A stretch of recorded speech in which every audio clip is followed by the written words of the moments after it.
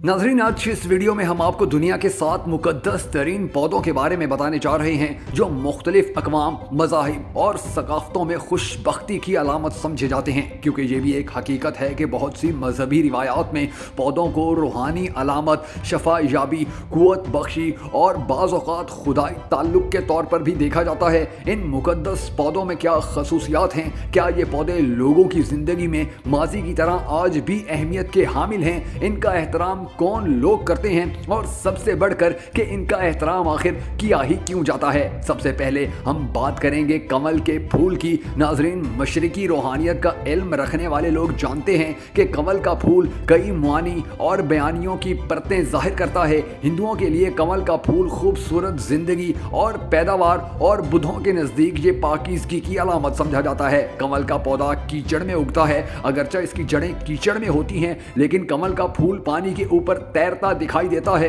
हिंदू मजहब में कमल की कहानी कुछ यूं है कि कमल भगवान विष्णु की नाव से उभरा और इस फूल के दरमियान बरहमा बैठा हुआ था। कुछ का ख्याल है कि भगवान के हाथ और पांव कमल जैसे हैं और उसकी आंखें कमल की पत्तियों की तरह और उसके छूने का एहसास कमल की कलियों की तरह नरम होता है। आजकल अमरबेल को अमूमन क्रिसमस के जादू से मुंसलिक किया जाता है, लेकिन इसको अलामत समझने की तारीख कदीम सेल्टिक पेशवाओं के दौर से ताल्लुक रखती है। इन्हें यकीन था कि अमरबेल सूरज के देवता टॉर्नस का जौहर है और जिस दरख्त की शाखों के साथ अमरबेल बढ़ती है वो दरख्त भी मुकद्दस हो जाता है। सर्दियों में रूहानी पेशवा बलूत के दरख्त से अमरबेल को सुनहरी दरांती से काटता है। ये खास पौधा और इसके फल रसूमात या अदवियात के लिए भी इस्तेमाल होते हैं। इसके बाद नंबर आता है नागफनी का, जो कि एक छोटा सा गुठली के बगैर कैक्टिक्स का पौधा है, जो कि अमरीकी रियासत टेक्सास की जनूब मगरबी और मेक्सिको के सहराई इलाके में कुदरती तौर पर उगता है और इसका इस्तेमाल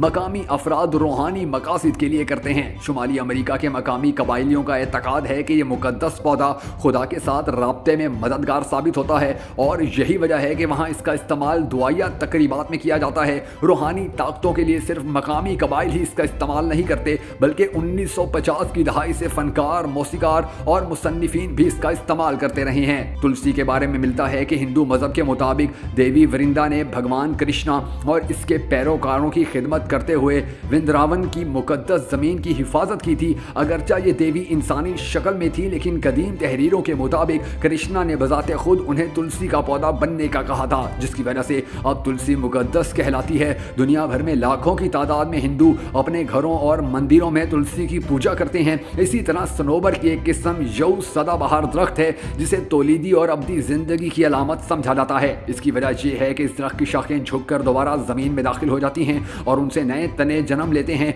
इसके अलावा यूं पुराने दरख्त के खोखले तने से भी उग सकती है, इसलिए ये ताज्जुब की बात नहीं है कि इसे तौलीद और जरखेज़ी की अलामत करार दिया जाए। इसके बाद नंबर आता है भंग का, जो कि रास्ताफारी फिरके के मानने वालों के नज़दीक इंतहाई अहमियत की हामिल है। उनका मानना है कि बाइबल में जिसे ज़िंदगी का दरख्त कहा गया है वो भंग का पौधा है और उसका इस्तेमाल भी मुकद्दस है। वो इस बारे में बाइबल से कई हवाले पेश करते हैं। रास्ताफारियों के नज़दीक भंग का इस्तेमाल गुफ्त शनीद के लिए ज़रूरी है, जिसमें वो रास्ताफारी लोग जिंदगी पर बहस करते हैं। अगरचे इस पौधे को कई नाम दिए जाते हैं, लेकिन रास्ताफारी इसे मुकद्दस जड़ी बूटी या हिकमत की बूटी कहते हैं और यकीन रखते हैं कि इसे नोश करने से हिकमत और दानाई हासिल होती है। इसको सिगरेट या चिलम पाइप के जरिए पिया जाता है और इससे कबल खसूसी दुआ भी की जाती है।